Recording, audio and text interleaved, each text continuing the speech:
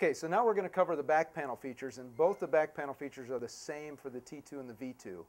So I've got the T2 flipped around here so you can see the usable features that it has on the back. It has the world voltage selector, same as the MTS series. This allows you to go anywhere in the world and change the voltage by just popping this little fuse holder out. As you'll notice, there's a 120, 100, 240, and 220 settings on this fuse holder. There's a little black arrow right here, so if I'm going to Europe from the United States, all I do is pop the fuse holder out. I have to change the fuse value, which is listed and marked right here.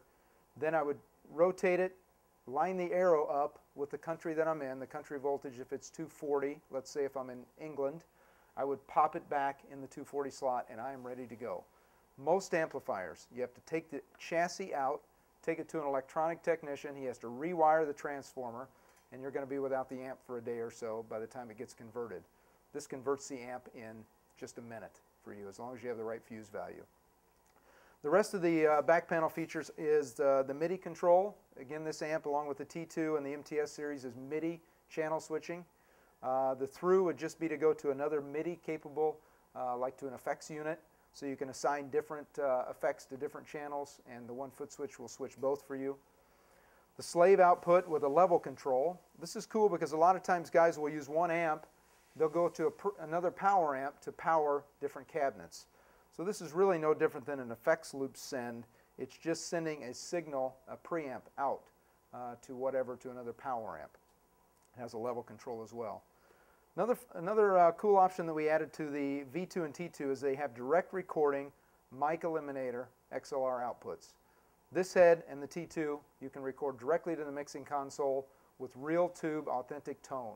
So it's just a great sound. We record most of our sound clips, as we did just a few minutes ago, with the XLR mic eliminator outputs that are on the back of the cabinet.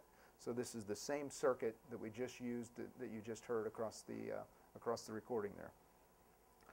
The level controls on the effects loop, send and return. You can also assign the type of loop that you want. It has a series or a parallel. A series loop, this is very important because a series loop, if you're going to be using a noise gate, a compressor, an EQ, set it on the series loop.